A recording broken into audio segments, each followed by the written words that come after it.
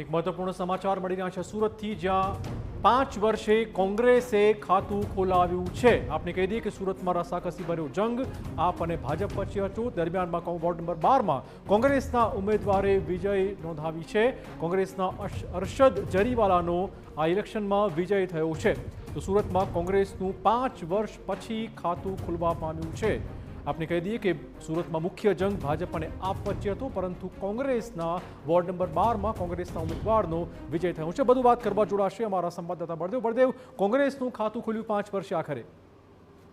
જે રીતે અત્યારે મતગણતરી શરૂ છે ત્યારે સુરતની અંદર મોટા ભાગના જે વોટ છે તેની ઉપર ભાજપે જે છે વિજેતા થઈ રહી છે. તે કારણ કે જે રીતે સુરત શહેરની અંદર 30 વોર્ડ છે તેની અંદરથી 12 જેટલા વોર્ડની અંદર ભાજપે પોતાના હાંસલ જે કરી લીધા છે. સૌથી મહત્વની વસ્તુ એ છે કે સુરત શહેરની અંદર 5 વર્ષ બાદ કોંગ્રેસે જે ખાતું છે તે ખોલ્યું છે. કારણ કે સુરતના વોર્ડ નંબર 12 ની અંદર નાણાવડ સૈયદપુરામાં 3 જે ભાજપના ઉમેદવાર અને એક ઉમેદવાર જે કોંગ્રેસના જે છે તે વિજેતા થયા છે.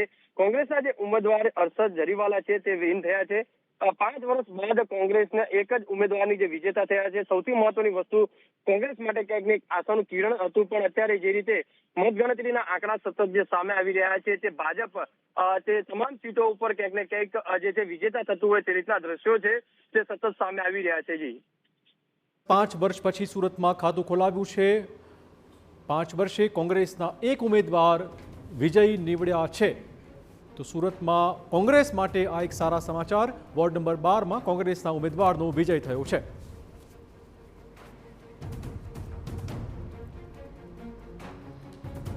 તો વધુ એક બ્રેકિંગ ન્યૂઝ મહેસાણાથી સામે આવી રહ્યા છે. મહેસાણા મહાનગરપાલિકામાં ભાજપનો ભગવો લહેરાયો છે. મહેસાણા કે જે પહેલાથી જ વિધાનસભા હોય કે પછી લોકસભા કે પછી હોય સ્થાનિક સ્વરાજની ચૂંટણી હંમેશા ભાજપનો ગઢ રહી છે, ત્યારે મહેસાણામાં પણ ભાજપનો ભગવો લહેરાયો હોવાના સમાચાર.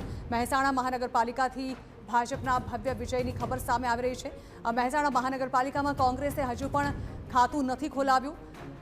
રાજકીય પગ ધરાવતા લોકોનું આ એક ઠેકાણું છે. મહેસાણા તેને ગણવામાં આવે છે અને ત્યાંથી ભાજપનો ભવ્ય વિજય. જોકે અપક્ષમાંથી પણ હજુ એક પણ ખાતું નથી ખોલાયું. આ અંગે વધુ વાત કરવા સંવાદદાતા મનીષ મિસ્ત્રી જોડાઈ રહ્યા છે. મનીષ, ભાજપનો ભગવો લહેરાઈ ચૂક્યો છે. મહેસાણા મહાનગરપાલિકાથી ખબર?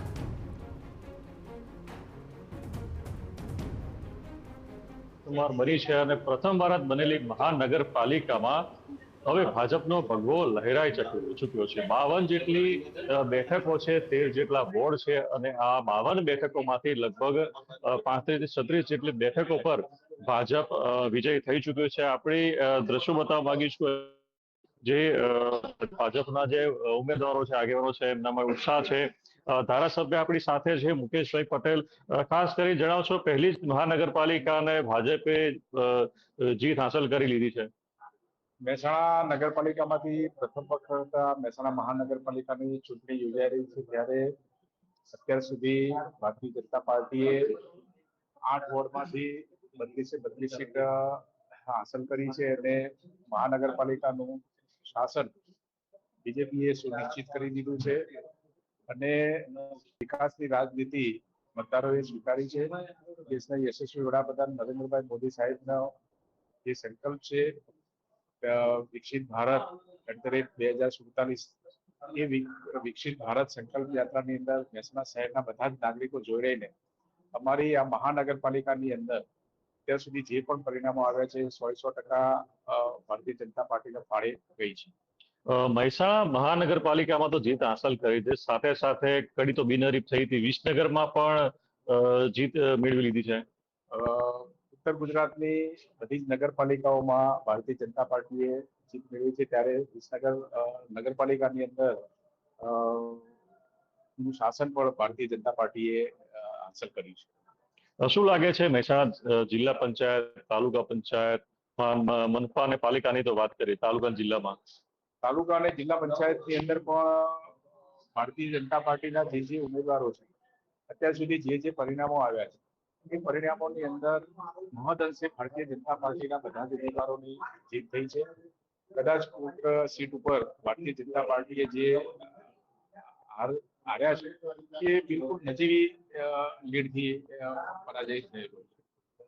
તો હતા મહેસાણા ધારાસભ્ય મુકેશ પટેલ કે તેઓ જીતનો આશા વ્યક્ત કરી રહ્યા છે કે જિલ્લા પંચાયત અને બાકીની જે નગરપાલિકાઓ છે, તાલુકા પંચાયતો, તેમાં પણ જીત હાંસલ કરશે. હાલમાં મનપામાં તો સ્પષ્ટપણે રિઝલ્ટ સામે આવી ગયું છે કે લગભગ 35 થી 36 જેટલી બેઠકો પર ભાજપે જીત હાંસલ કરી લીધી છે અને પ્રથમ જ બનેલી મહાનગરપાલિકામાં ભાજપ સત્તાનું સુકાન સંભાળશે.